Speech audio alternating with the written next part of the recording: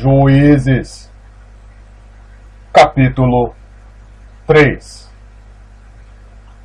Estas, pois, são as nações que o Senhor deixou ficar, para por elas provar a Israel, a saber, a todos os que não sabiam de todas as guerras de Canaã, tão somente para que as gerações dos filhos de Israel delas soubessem, para lhes ensinar a guerra, pelo menos os que dantes não sabiam delas.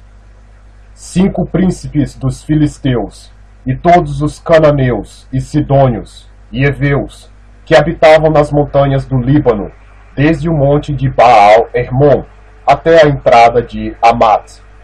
Estes, pois, ficaram para por eles provar a Israel, para saber se dariam ouvido aos mandamentos do Senhor, que ele tinha ordenado a seus pais, pelo ministério de Moisés.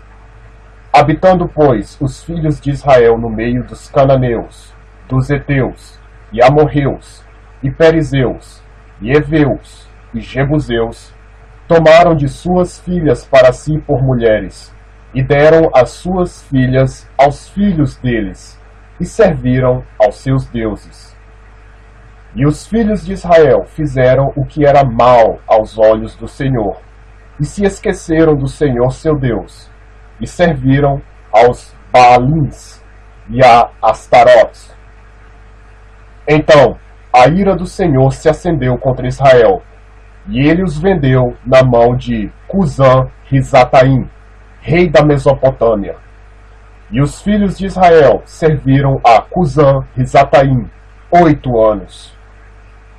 E os filhos de Israel clamaram ao Senhor, e o Senhor levantou-lhes um libertador, que os libertou, Otniel, filho de Kenaz, irmão de Caleb, mais novo do que ele. E veio sobre ele o Espírito do Senhor, e julgou a Israel, e saiu a peleja. E o Senhor entregou na sua mão a Cusã-Risataim, rei da Síria, contra o qual prevaleceu a sua mão. Então a terra sossegou 40 anos, e Otniel, filho de Kenaz, faleceu. Porém, os filhos de Israel tornaram a fazer o que era mal aos olhos do Senhor. Então o Senhor fortaleceu a Eglon, rei dos Moabitas, contra Israel, porquanto fizeram o que era mal aos olhos do Senhor.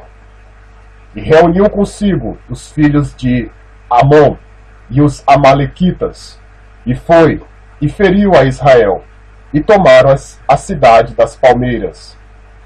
E os filhos de Israel serviram a Eglon, rei dos Moabitas, 18 anos.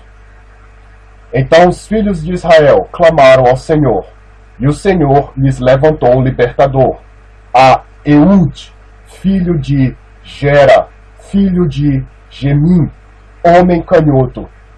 E os filhos de Israel enviaram pela sua mão um presente a Eglon, rei dos Moabitas. E Eude fez para si uma espada de 2 fios, do comprimento de 1 côvado, e cingiu-a por baixo das suas vestes, a sua coxa direita. E levou aquele presente a Eglon, rei dos Moabitas. E era Eglon homem muito gordo. E sucedeu que, acabando de entregar o presente, despediu a gente que o trouxera. Porém, ele mesmo voltou das imagens de escultura que estavam ao pé de Gilgal, e disse: Tenho uma palavra secreta para ti, ó rei. O qual disse: Cala-te! E todos os que lhe assistiam saíram de diante dele. E Eude entrou numa sala de verão, que o rei tinha só para si, onde estava sentado, e disse: Tenho para dizer-te uma palavra de Deus. E levantou-se da cadeira. Então Eude estendeu a sua mão esquerda, e tirou a espada de sobre sua coxa direita, e lhe a cravou no ventre, de tal maneira que entrou até o cabo após a lâmina, e a gordura encerrou a lâmina, porque não tirou a espada do ventre, e saiu-lhe o excremento. Então Eude saiu ao pátio e fechou as portas da sala e as trancou. E saindo ele, vieram os servos do rei, e viram, e eis que as portas da sala estavam fechadas, e disseram: sem dúvida está cobrindo seus pés na recâmara da sala de verão. E, esperando até se alarmarem, eis que ele não abria as portas da sala. Então tomaram a chave e abriram, e eis ali seu senhor estendido morto em terra.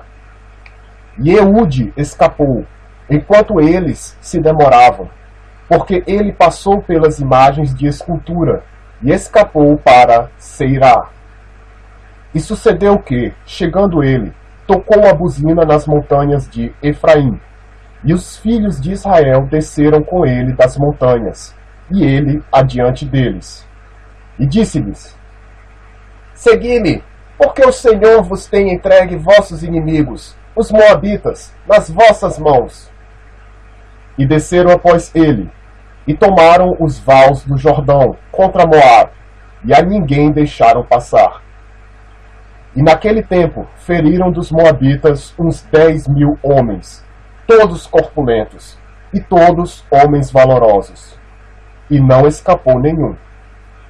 Assim foi subjugado Moabe naquele dia debaixo da mão de Israel, e a terra sossegou 80 anos. Depois dele foi Sangar, filho de Anat, que feriu a 600 homens dos filisteus com uma aguilhada de bois, e também ele libertou a Israel.